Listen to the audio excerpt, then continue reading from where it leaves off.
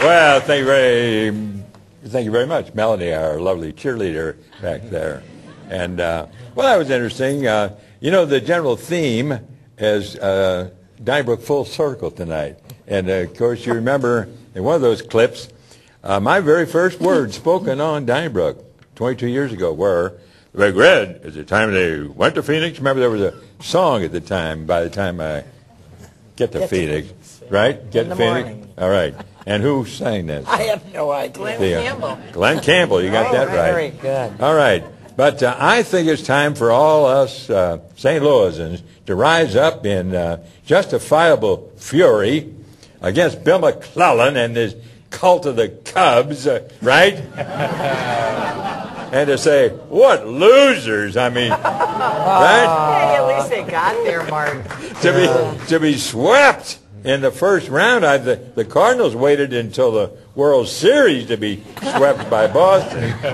I think there were some irregularities in that series with the Dodgers, Martin, and I think the commissioner's office is looking into it, and I wouldn't be surprised to see them do it over. You know, I mean, it was crushing. We really thought that '08 was different. You know, there is that sense of if they didn't break your heart, they wouldn't be the Cubs, but '08 was supposed to be different. I don't think I'm going to live till the next 8. I don't know about you. What would that be?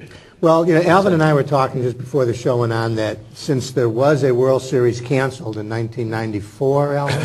Yeah. So there is a chance that the 100-year thing has just been pushed back 1 year.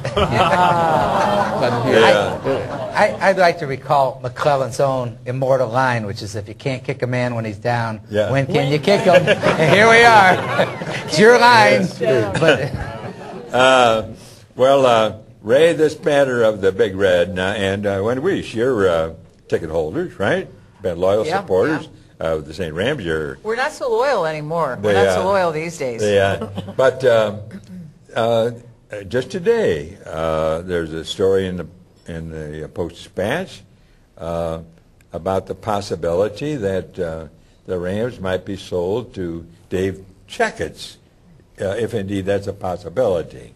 It's an interesting thought, at least. Who's Dave Checketts? That's a very good question. The owner of a lot of money, St. Louis Blues. Dave Checketts is Chubby Checketts. I remember Chubby. I mean, I'm not into this stuff.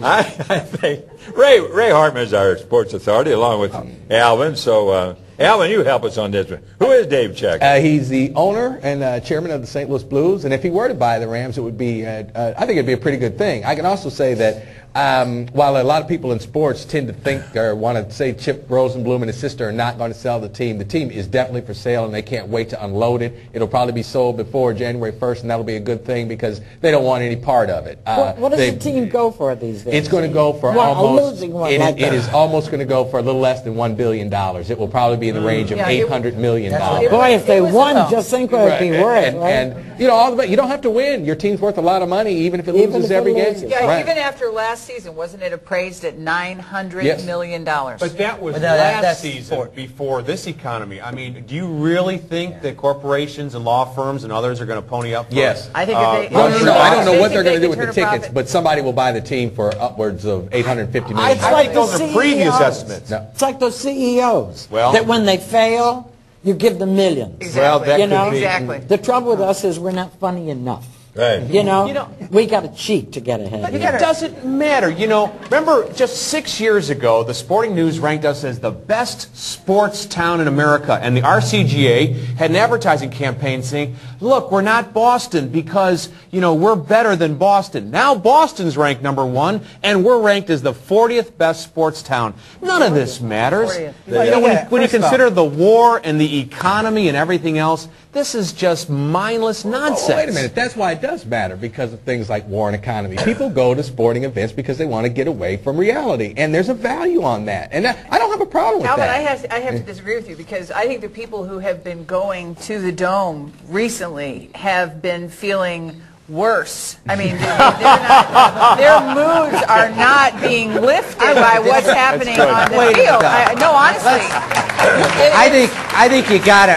First of all, the Rams are coming off the best week of the season. which of course was the bye week. Well, it was the bye week, I admit, but we didn't lose last week, which is the first time you could say that all year. I think it's clear that there's an it's been pretty open that the Rosenblums have an inheritance tax issue, which is understandable. Whether the team's worth $800 or $900 million, as Forbes I think has it, or paltry $600 or $700 million, it's still a huge inheritance tax issue for anybody. I think when John McCain will bail the Rosenblums out, like they're bailing everybody else out. Or John McCain will change the inheritance. The question isn't who's going to buy. First of all, it isn't going to whether somebody's going to buy them. It's whether somebody's going to keep them in St. Louis. And it looks like there's at least a prospect of them staying in St. Louis. Right. I think Wendy's on to hear something, though. Here's what I predict. You're going to see lines of people holding up signs outside the Dome. We'll give PSLs for food. And on that happy note, let's see what Anne-Marie's up to next, the little darling. Thanks for this opportunity to say hello to everybody at Donnybrook as you celebrate this milestone. I feel like you all are friends, at least most of the time, after watching you on TV for years. I have to say that I think the show is terrific. St. Louis wouldn't be the same without you in our living room every Thursday night. PBS and KETC are lucky to have you on the roster. We need more television that's not just entertaining, but smart, sometimes controversial, and that's something Donnybrook always is. Congratulations, and I hope you enjoy this special evening. Not working, huh? Yeah. Testing. 1, 2. Focusing on Martin. Check his back leg. Remember, Wendy? It's the best hour that you have, really, of your week. One of the best hours that you could possibly have as a broadcaster. The whole point of the women's movement was to tell a woman that she could do whatever she wanted to do, vote for whoever she wanted to vote for, be whatever she wanted to be. The problem that I have sometimes arguing with Wendy is I feel awkward challenging her because she's confident in what she's saying, and she's usually right. I mean, she's usually grounded in common sense. We're going to something else, sensible, and that is Wendy Weiss. This city is not on an upswing. We have more casinos than ever before, and this. Now I'm wearing my hat of the interior. Now I'm going to take that you want hat somebody off, to commit like the bishop at high service. All the women regulars that we've had on this show, and the occasional guests too, I think have been particularly knowledgeable of what goes on in St. Louis, particularly in the arena of politics. Well, first of all, I'm not naive enough to think that the governor would name a neutral Republican, okay? She really brought a lot of credibility to the show, because Ann Keefe was a big name, and at the time she was on the show, she was a much bigger name individually than Donnybrook was. Well, I don't know if it's for me to choose, but I think that unless Colin Powell decides to come out and save the GOP from itself here, that nothing can help Bob Dole now. Nan was such a news hound. It changes nothing. Carnahan has already said he still supports the death penalty. This is not likely to happen again. But I think it was an easy decision for him to make last night. Nan always had a certain perspective on everything. And if we were talking about the governor, you knew that Nan had probably talked to the governor within the last couple days. You know, if there was some news involving the governor, Nan had talked to him. We have no gender favoritism on this program.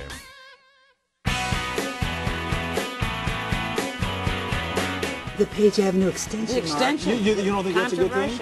I think it's a controversial issue. No, I'm not sure it's a good thing. St. Charles County, where voters turned down a half-cent sales tax to fund Metrolink and bus transportation. Well, I don't necessarily think that a criminal is going to start the evening in East St. Louis with a bunch of bad guys and say, hey, let's go to St. Charles and cause trouble. It provides problems for an efficient getaway car.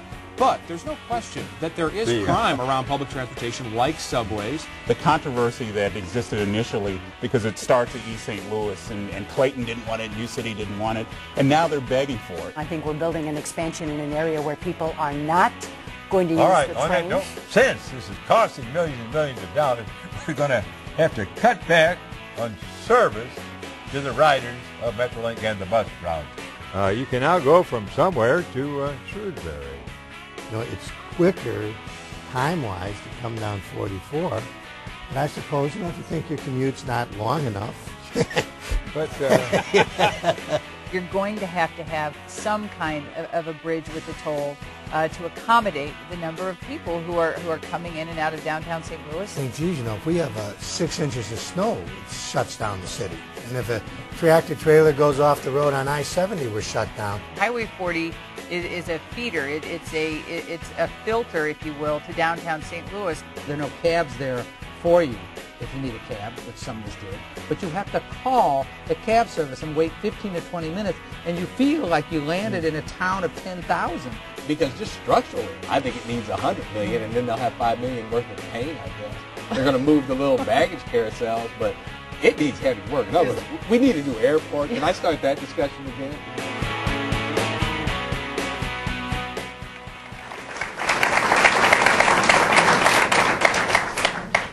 Hey, we're back at our table of lucky sevens tonight. And what a week. Since our last Donnybrook, in fact, the very night after, you'll recall, was the famed debate featuring Sarah Palin. And who did she debate? Joe Biden. Joe Biden. Joe Biden. Yeah, it was the night of Donnybrook. Yeah. Well, I mean, I thought Sarah was so classy. I mean, so outclassed him, I'd forgotten his name for the moment. Would you agree with me?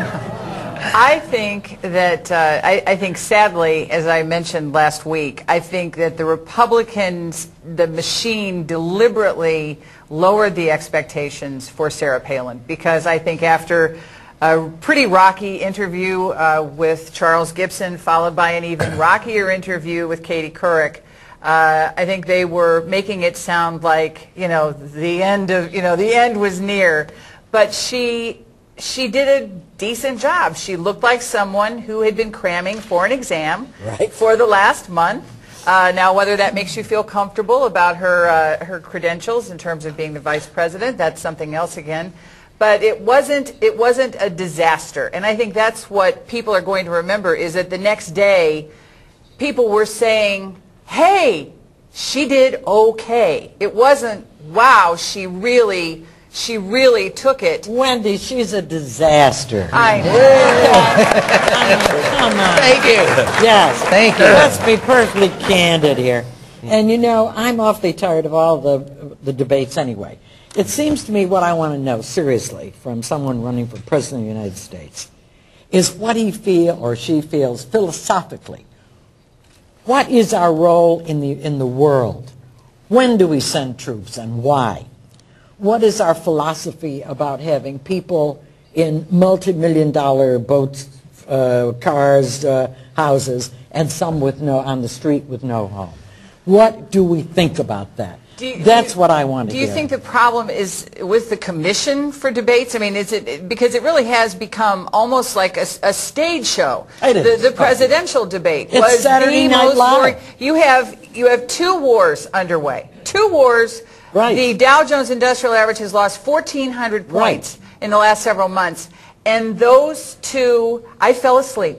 Yeah. I can admit that. I nodded off on the couch. That was absolutely the worst debate ever. And you would think if they... You mean this last one? I'm talking about the presidential debate that but followed the vice presidential debate. But you've heard it all before, haven't you? Yeah. You've heard it all before. Well, I thought the Sarah Palin-Joe Biden debate was interesting because it was kind of like going to Evel Knievel. I remember going to the Evel Knievel when he was jumping buses. Yes, and and the warm-up act was planes coming down, and then at the last minute they'd go up, and if they didn't go low enough, people would boo. I mean, everybody was there to see Evel Knievel crash. And when he finally made it over the buses, it was kind of a letdown. And there was that same feeling with Sarah Palin, that people were hoping that she would do poorly, and she didn't. I thought she did quite well. Well, did she do well though, or was it adequate? Well, I mean, I'm one of the few people who like those colloquialisms and the darn tootin' and the wink. And I thought the wink. And admittedly, I didn't see the entire debate, because I was watching the Cub game. Like the wink. But between innings, I thought she did fine. We have a tradition in this country, and that is we have battles of dueling sound bites. We don't have debates. We debate more here than they ever do, and I wish they would just have somebody throw a question out and let them go after each other until somebody admits the other guy was wrong or whatever. Sarah, I mean, how we score these debates is so interesting. This last one was a clear victory for Obama. Why? Because he didn't lose and he was ahead and nobody really proved anything, but he won that one. Sarah Palin's was viewed as a major success for her because the train didn't completely run off the tracks for them at the end of the day. But I mean, the most important thing about Sarah Palin to remember at this point is that she is irrelevant to the outcome of this election, as all vice presidential candidates in history have been. That's why I don't agree with that. I don't agree with Ray. After Dick Cheney, how can you say a vice president is irrelevant? That's right. That's right. Well, I'm saying that at the end of the day, people will vote for the top of the ticket. They used to.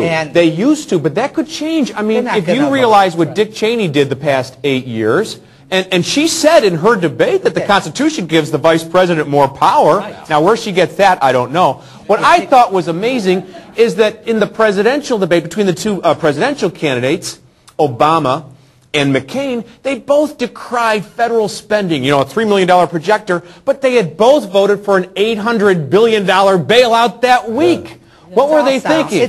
They were thinking sound bites. I mean, you know, and I got to tell you, if it came down to Bush Cheney, who, as everybody knows, I think were the worst in history, versus McCain Palin, I would not only vote for Bush Cheney, I would raise money for them. I mean, Sarah Palin, I mean, I didn't think you could get worse than Cheney. Sarah Palin's a danger to the Republic if she were president. Wait a minute, you've got to admit she's cute as anything. She's cute, no question, he is. Yeah, Tina, right. Yeah, she is cute. No, I'm serious, it is going, first of all, it does look, since our last Donnybrook, I think the most striking thing about this election is McCain announcing he's pulling out of Michigan, which I thought was a stunning decision. The most striking not thing a very is good one. Obama's ahead. We're pulling out of here and we're going back to what Anne Marie's gone. But I want to go on record as saying I think Sarah Palin is the best of the foursome.